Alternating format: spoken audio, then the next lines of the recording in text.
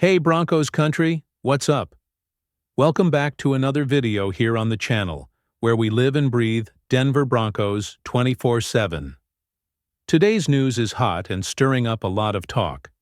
Our tight end, Fotheringham, has been placed on IR, the injured reserve list, and he's likely out for the season. But hold on, there's more. The team already brought in a new addition, Caden Prieskorn, and this offseason is on fire.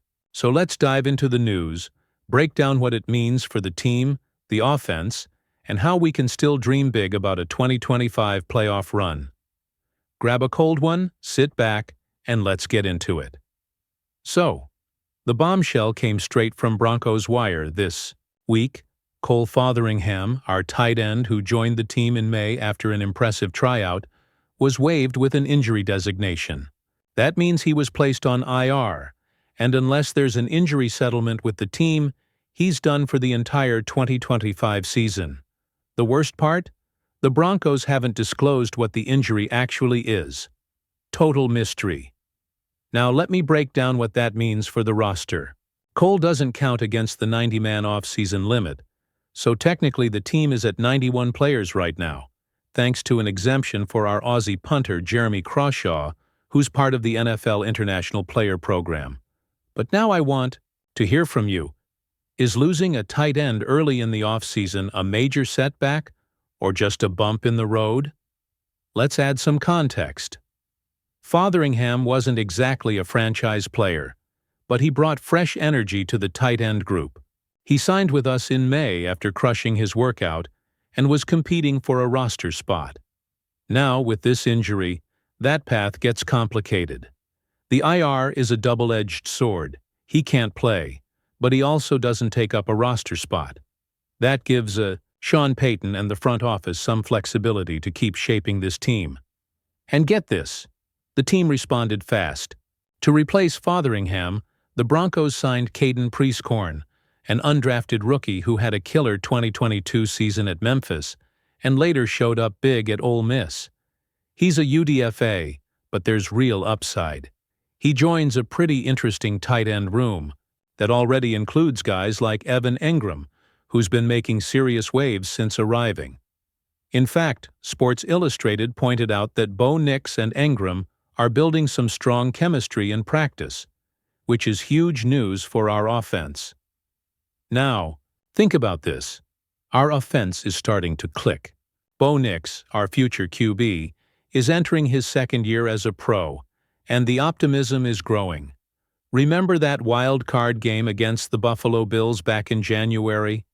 Nix showed he's got the arm and the composure, even under playoff pressure, but for him to thrive, he needs reliable targets, and tight ends are key in Payton's scheme. Could Prieskorn be that surprise breakout guy, or will he need time to adjust? Let me know what you think in the comments.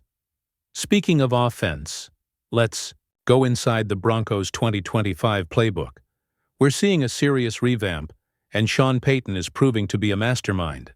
Along with Prieskorn, the team drafted running back R.J. Harvey in the second round, a twitchy, explosive player, and wide receiver Pat Bryant in the third. These guys are already making noise at OTAs, and Mile High Report says Harvey, in particular, is shining in zone-running concepts. But it's not all about the rookies. Wide receiver Troy Franklin, now wearing number 11 like his Oregon days, is being talked about as one of 2025's biggest breakout candidates.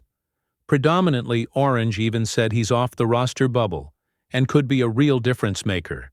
Just imagine a receiving core with Franklin, Courtland Sutton, who's back and looking sharp, and Engram down the middle. That's enough to get any fan hyped. So now I'll throw it to you, Broncos country. Is this offense ready to go toe-to-toe with AFC powerhouses like the Chiefs, Bengals, or even the Bills, who knocked us out of the playoffs? Sports Illustrated says Joe Burrow is a major problem for our defense. And I agree. But with Nix evolving and Payton adjusting the pieces, I'm starting to believe we could make some noise. How about you? Still believe in Sean Payton, or are you running out of patience? Drop your thoughts below. But it's not just the offense that's heating up. The Broncos' defense is rebuilding too, despite a few hiccups. Linebacker Alex Singleton, who missed most of the 2024 season with an injury, is coming back, strong, and is expected to be a huge piece in the middle of the field. Heavy.com even said he'll be as important as any rookie when it comes to the team's 2025 success. On the flip side, linebacker Dre Greenlaw is still working his way back from a quad injury. Motorcycle Sports called it a triumphant return in progress, and I couldn't agree more. If he comes back at 100%, our D-line is going to be nasty. But there are a few players missing from OTAs, like safety J.L. Skinner and D lineman Christian Williams, for undisclosed reasons. That's a bit concerning because defensive depth is key in a long season. And there's more. The front office is keeping a close eye on the market. They brought J.K. Dobbins in for a visit this week, and Sean Payton was pretty evasive when asked about it. Dobbins would be a huge boost for our running game, but will he actually sign? And more importantly, will this move finally get the team back into the playoffs? Let me know what you think, Broncos fans. To put things in perspective, let's take a look at the AFC. The Kansas City Chiefs, led by Patrick Mahomes, are still the big dogs in the division. But the Bengals with Joe Burrow are coming back strong, and SI.com called him our Achilles heel. The Bills, who we faced in the wild card round, are also tough. And that game showed we need more consistency on offense if we want to compete head-to-head. On the other hand, Bo Nix is starting to be compared to young QBs like Caleb Williams of the Bears, who's also trying to change his team's narrative. The difference is Nix has Payton, a Super Bowl-winning coach, and a roster that's being carefully built. Motorcycle Sports even pointed out how our offensive line is being revamped to protect Nix and open up space for the run game. So, folks, the question is 2025 finally the year we make that leap and fight for the top spot in the AFC West? What's going on in Broncos country? On X, the fan base is split. Some are hyped about the signings like Priestcorn and the possible arrival of Dobbins, but others are worried about injuries, like Fotheringham's and the guys missing OTAs. Some fans are even talking about a curse on the support positions, because it seems like someone is always getting hurt. But there's also a lot of optimism. Posts on X are praising Bo Nix and how he's clicking with the new receivers.